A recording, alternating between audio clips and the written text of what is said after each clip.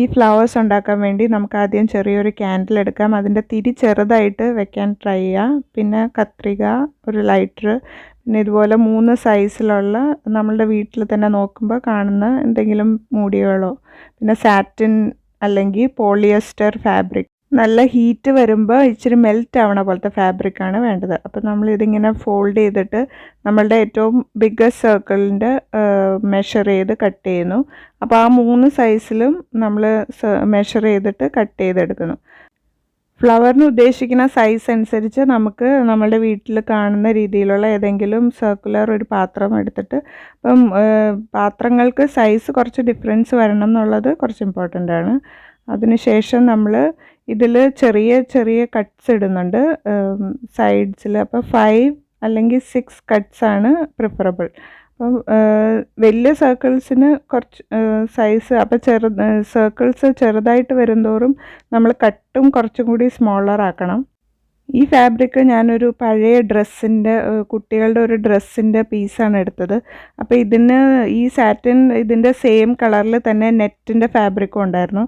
അപ്പോൾ അതും നമ്മളിതിൽ യൂസ് ചെയ്യുന്നുണ്ട്. അങ്ങനെ മെറ്റീരിയൽസ് പഴയ ഡ്രസ്സൊക്കെ റീയൂസ് ചെയ്യുവാണെങ്കിൽ നമുക്ക് സെയിം കളറിലെ നെറ്റൊക്കെ കിട്ടാനും അതുപോലെ സിമിലർ അതിന് കുറച്ച് മാച്ചിങ് ആയിട്ടുള്ള തുണികളൊക്കെ ഉണ്ടാവാൻ ചാൻസ് കൂടുതലാണ്. അപ്പോൾ നമ്മൾ ആ നെറ്റിൻ്റെ ഫാബ്രിക്കും ഇതുപോലെ തന്നെ സൈഡ്സ് കട്ട് ചെയ്ത് എടുക്കുന്നുണ്ട്. അതിന് ശേഷം നമ്മൾ ആ തിരി കത്തിച്ചിട്ട്, അപ്പോൾ തിരി ഞാൻ നേരത്തെ പറഞ്ഞ പോലെ ചെറിയ തീയായിട്ടിരിക്കാൻ ശ്രദ്ധിക്കണം. ചെറിയ ക്യാൻഡിൽ എടുത്താൽ എന്താണെന്ന് വെച്ചാൽ നമുക്കിങ്ങനെ പിടിച്ച് ചെയ്യാൻ വേണ്ടിയുള്ള എളുപ്പത്തിന് വേണ്ടിയാണ്. നമുക്ക് ചെയ്യാൻ കുറച്ചുകൂടി ഈസിയാണ് ക്യാൻഡിൽ കുറച്ച് ചെറുതാണെങ്കിൽ. അപ്പോൾ ഇതുപോലെ ഇത് ഞാൻ തീയിൽ ഇങ്ങനെ ടച്ച് ചെയ്യുന്നില്ല, ആ ഫാബ്രിക് ജസ്റ്റ് തീയുടെ മുകളിൽ ഇങ്ങനെ ഒന്ന് കാണിക്കുന്നതേ ഉള്ളൂ.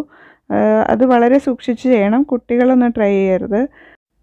ഇവിടെ കാണുന്നത് പോലെ ആ തീയുടെ മുകളിൽ വെക്കുമ്പോൾ തന്നെ അതിനൊരു കേവ് പോലെ വരുന്നുണ്ട്. അതിങ്ങനെ ഇച്ചിരി അറ്റം വളഞ്ഞ് കുറച്ച് മെൽറ്റായിട്ട് അതുപോലെ വരുന്നുണ്ട്. അതാണ് നമുക്ക് വേണ്ടത്, കത്താൻ പാടില്ല. ഇത് ഡിഫറെൻറ്റ് മെറ്റീരിയൽ ഓഫ് ക്ലോത്ത്സ് വെച്ചിട്ട് ട്രൈ ചെയ്യാവുന്നതാണ്. പോളിയസ്റ്റർ ബ്ലെൻഡുള്ള, നമ്മൾ ഓരോ തുണിയും ഓരോ രീതിയിലായിരിക്കും കത്തുന്നത്. ഇതിന് ശേഷം നമ്മൾ ഇങ്ങനെ കുറച്ച് ആ ഉള്ളിലെ ഭാഗം അതുപോലെ തീയുടെ മുകളിൽ കാണിച്ചിട്ട് ഇതുപോലെ ചുളുങ്ങുന്ന ആ ഒരു സ്റ്റൈലിൽ. അപ്പോൾ ഇതുകൊണ്ടാണ് ഞാൻ കട്ട് എപ്പോഴും ചെറുതായിരിക്കണം എന്ന് പറയണത്. കട്ട് ഒത്തിരി വലുതായി കഴിഞ്ഞാൽ നമുക്കിതുപോലെ ഇങ്ങനെ ചുളുക്കി അതുപോലെ എടുക്കാൻ പറ്റില്ല. ഓർഗൻസ അല്ലെങ്കിൽ ക്രേപ്പ് ഫാബ്രിക്കൊക്കെ ഇതിന് വളരെ നല്ലതായിരിക്കും. ഈ നെറ്റിൻ്റെയും എഡ്ജസ് നമ്മൾ അതുപോലെ ഇങ്ങനെ ചെറുതായിട്ട് കർവ് ചെയ്തെടുക്കുന്നുണ്ട്. നമ്മളിത് സർക്കിളിനേലും കുറച്ച് ചെറുതാവും എന്തായാലും ആ സാറ്റിൻ ഫ്ലവേഴ്സിൻ്റെ സൈസ്. അപ്പോൾ അതനുസരിച്ച് വേണം നമുക്ക് ആ ഉദ്ദേശിക്കുന്ന ഫ്ലവറിനേലും കുറച്ചുകൂടി വലിപ്പത്തിൽ വേണം നമ്മൾ സർക്കിൾ കട്ട് ചെയ്യാൻ. എല്ലാ സർക്കിൾസും ഇതുപോലെ ചെയ്തെടുത്തതിന് ശേഷം നമുക്ക് ഏറ്റവും വലിപ്പം കൂടിയ സർക്കിൾ താഴെ വെച്ച് പിന്നെ ഒരു സാറ്റിൻ്റെ ഇടയിൽ ഒരു നെറ്റ്, അങ്ങനെ ആ രീതിയിൽ നമുക്ക് വെച്ച് ഇങ്ങനെ എടുക്കാം. അപ്പോൾ അത് നല്ലൊരു ഫ്ലവർ പോലെ ഒരു ഫ്ലഫി ആയിട്ട് വരും. ഇത് നെറ്റ് ഇടയിൽ വെക്കാതെയും ചെയ്യാവുന്നതാണ്. നെറ്റും കൂടി വെക്കുമ്പോൾ കുറച്ചും കൂടി ഒരു ഭംഗിയുണ്ട്.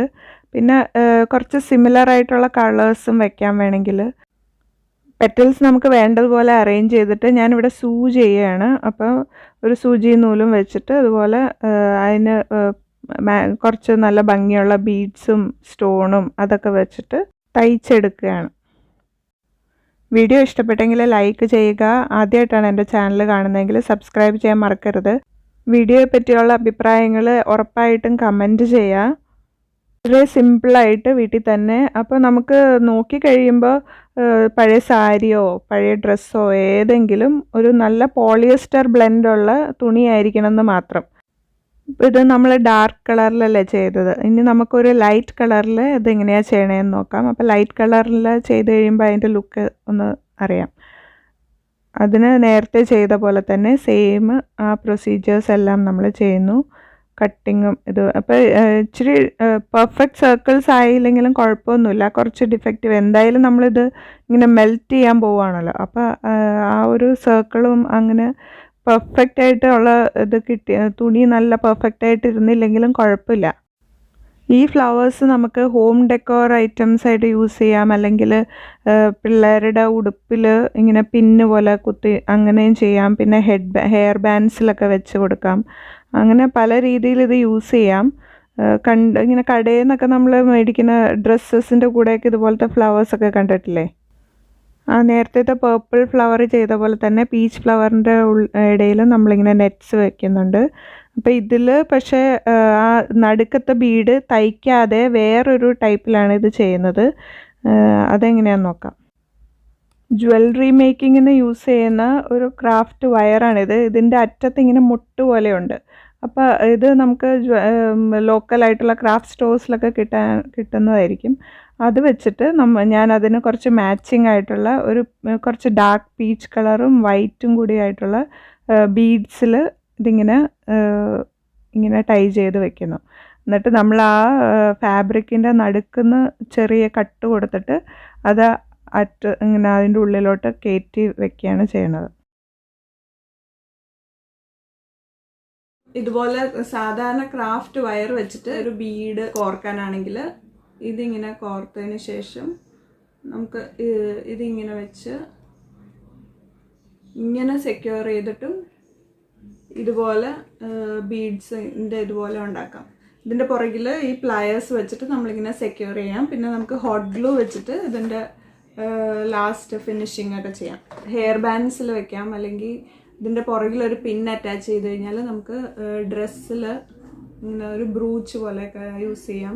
പല രീതിയിൽ ഹെഡ് ബാൻഡ്സ് ആയിട്ട് ഈ ഫ്ലവേഴ്സ് ഇങ്ങനെ വേറെ വേറെ ലെയേഴ്സ് ഒക്കെ വെച്ചിട്ട് സിമിലർ കളർ അല്ലെങ്കിൽ കുറച്ചൊരു കളർ വേരിയേഷനിൽ ചെയ്യുമ്പോഴും നല്ല ഭംഗിയായിരിക്കും. ഇതുപോലത്തെ കൂടുതൽ ഫ്ലവേഴ്സ് ഡിസൈൻസ് ഒക്കെ നിങ്ങൾക്ക് കാണാൻ ഇൻട്രസ്റ്റ് ഉണ്ടെങ്കിൽ കമൻറ്റ് ചെയ്യണം. ആദ്യമായിട്ടാണ് എൻ്റെ ചാനൽ കാണുന്നതെങ്കിൽ സബ്സ്ക്രൈബ് ചെയ്യാൻ മറക്കരുത്. Thank you for watching.